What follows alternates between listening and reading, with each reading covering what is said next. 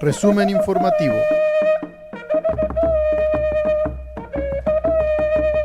Para desalambrar las fronteras. Desalambrando el cerco mediático.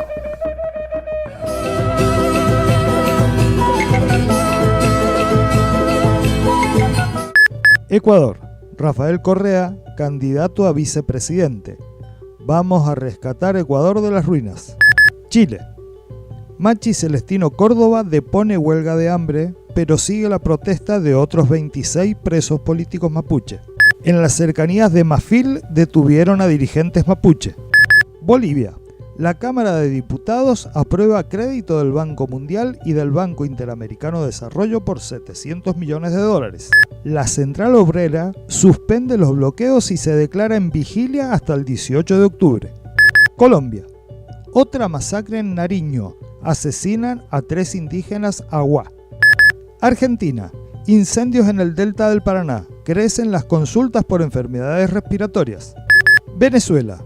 Denuncia ante la ONU fase superior de agresión de Estados Unidos. Uruguay. Miles de estudiantes en las calles. Sin educación pública no hay futuro. Resumen de noticias del Comité de Solidaridad Latinoamericana en Mendoza. Ecuador. Rafael Correa, candidato a vicepresidente. Vamos a rescatar a Ecuador de las ruinas.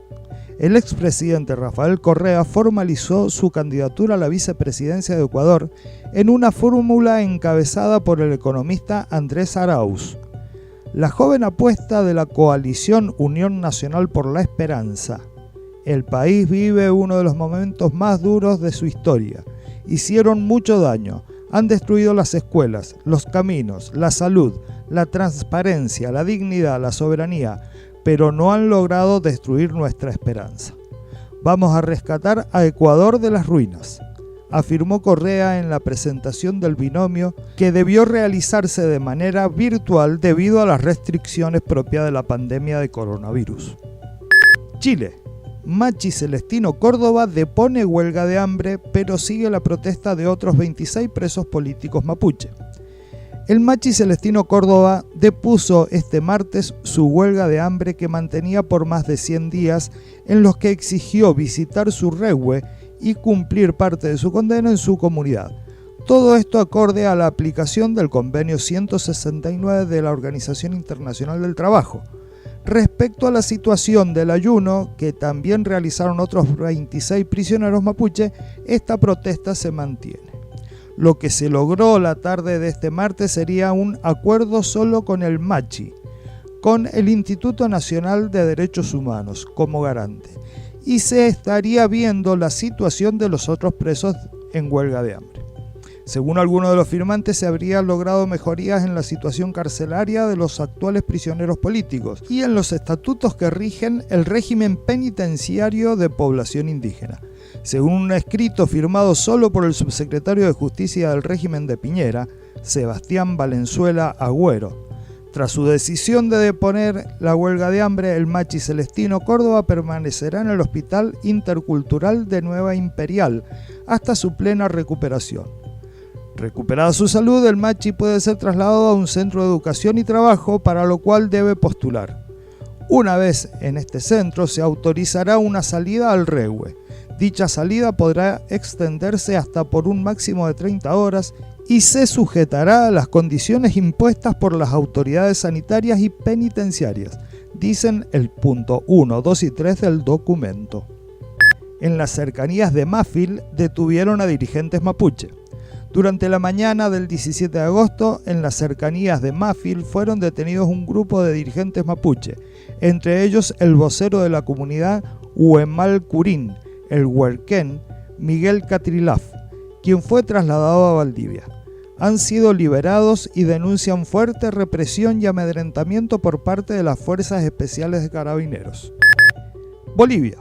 La Cámara de Diputados aprueba créditos del Banco Mundial y el Banco Interamericano de Desarrollo por $700 millones. La Cámara de Diputados aprobó este martes 2 proyectos de ley, los cuales viabilizan la contratación de créditos extranjeros de parte del Banco Mundial y el Banco Interamericano de Desarrollo, por un monto que supera los 700 millones de dólares. El presidente de diputados, Sergio Choque, indicó que el primer proyecto de ley implica un financiamiento de 254 millones de dólares de parte del Banco Mundial, mientras que el segundo consiste en 450 millones por parte del Banco Interamericano de Desarrollo. Ambos proyectos tienen el objetivo de aportar a la lucha contra la pandemia. Choque indicó que las leyes pasaron al Senado, que debe tratar ambas normas a la brevedad posible. La Central Obrera suspende los bloqueos y se declara en vigilia hasta el 18 de octubre. La Central Obrera Boliviana decidió suspender los bloqueos y se declaró en vigilia permanente hasta el 18 de octubre, fecha de elecciones homologada con la Ley 1315, sancionada en la Asamblea Legislativa y promulgada por el órgano ejecutivo. A partir de la decisión del Comité Ejecutivo darle un cuarto intermedio al conflicto a nivel nacional hasta el 18 de octubre.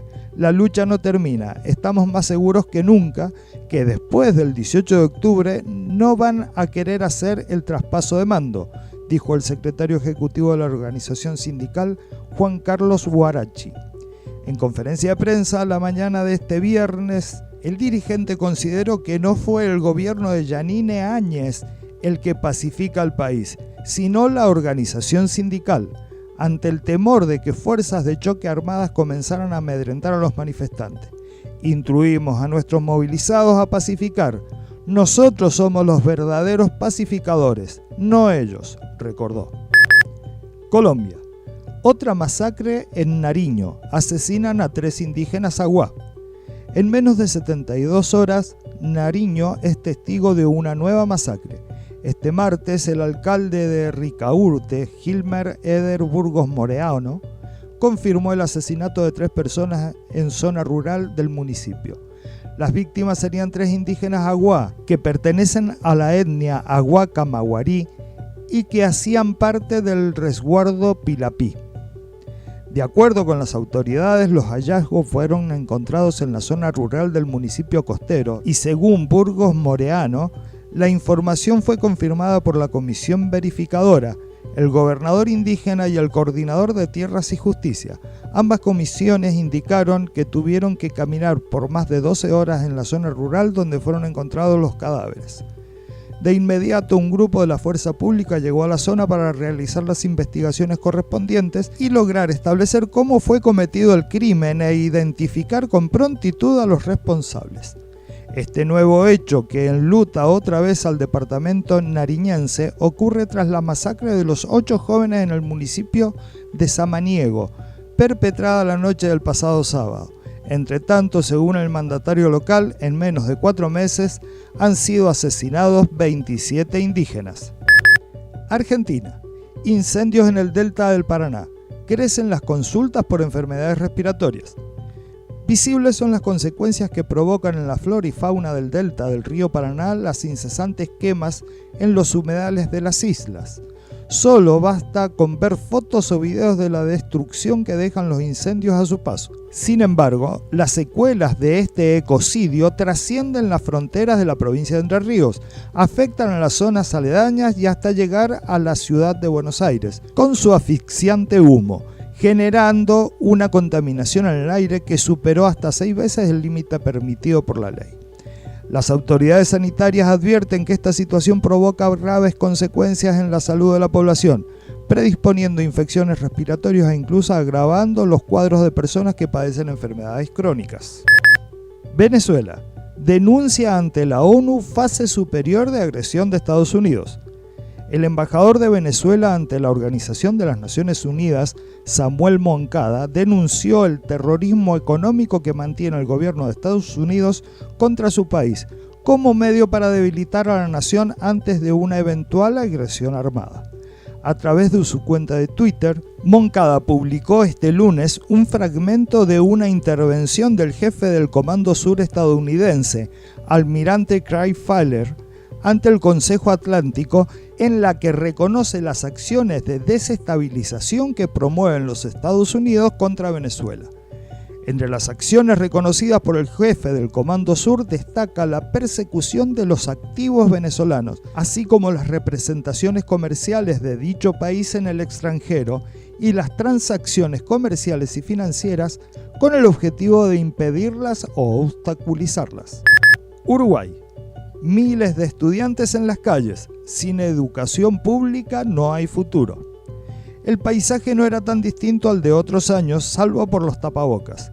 Miles de personas marcharon este viernes para recordar a los mártires estudiantiles. A las 18 horas, la explanada de la Universidad de la República ya estaba colmada de personas que sostenían carteles y pancartas, y media hora después la columna de gente, que llegó a medir 4 cuadras, empezó a circular por la avenida 18 de julio. Sin educación pública no hay futuro, fue la consigna con la que los gremios universitarios de secundaria, Universidad del Trabajo de Uruguay y Formación Docente encabezaron la 52 marcha estudiantil que volvió a reclamar más presupuesto para la educación.